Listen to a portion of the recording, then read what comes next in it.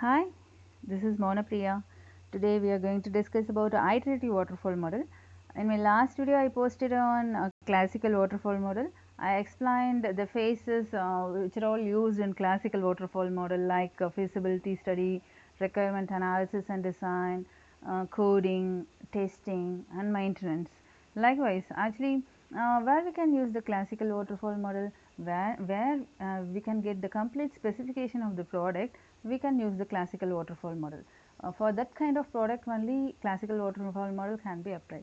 A new project or a doubtful project where the customer specification is not clearly specified, that we cannot apply the classical waterfall model. That kind of situation we can go for some other model like a iterative waterfall or prototyping or evaluationary or spiral model, something and all.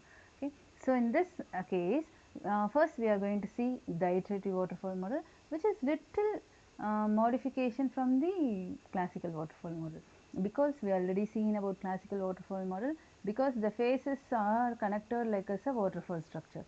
That means one phase is completed, if it enters to the next phase, we cannot go back to the previous phase. Even if even the previous phase consists any error, we can go back and we cannot correct the errors in previous phase. That is the drawback in classical waterfall model.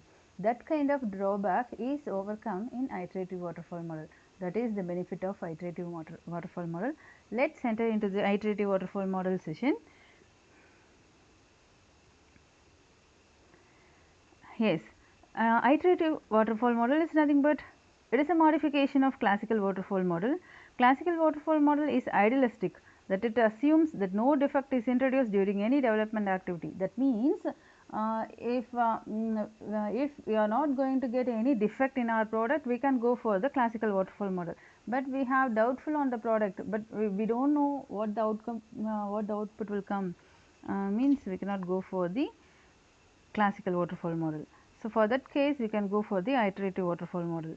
In practice, defects, but normally in practice defects do get introduced in almost every phase of the life cycle. Okay. Defects usually get detected much later in the life cycle. For example, a design defect might go unnoticed till the coding or testing phase. Likewise, the defect we can identify in testing phase only. That detect is contained in requirement phase, means we cannot go for the requirement phase and we cannot correct in requirement phase in classical waterfall model. That is the greatest drawback in classical waterfall model. Once a defect is detected, we need to go back to the phase where it was introduced, redo some of the work done during that and all subsequent phases. Therefore, we need feedback path in the classical waterfall model. That is why we enter into iterative waterfall model.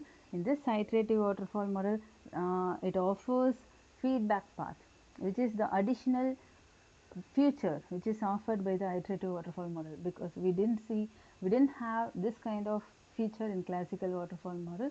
By providing the feedback path, we can go to the previous phase, we can correct the errors, then we can enter to the next phase. That is the main objective of the iterative waterfall model. This is the structure of iterative waterfall model. Just to see the picture and get some knowledge, that is we can go to the next phase subsequently.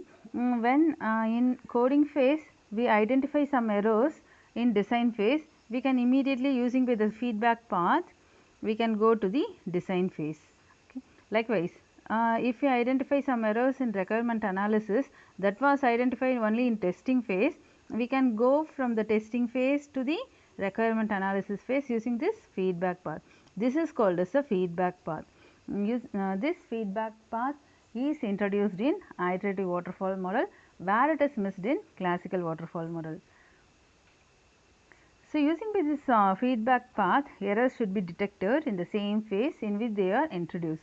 For example, if a design problem is detected in the design phase itself, the problem can be taken care of much more easily than, say, if it is identified at the end of the integration and system testing phase. Okay. Another advantage of iterative model, it is used to identify the phase containment of errors. Phase containment of error is nothing but which phase contain the errors actually. So, we can go to the containment phase using by the feedback path. That is the advantage of iterative waterfall model. So, iterative principle of detecting errors as close to its point's introduction as possible. It is known as phase containment of errors. Iterative waterfall model is by far the most widely used model.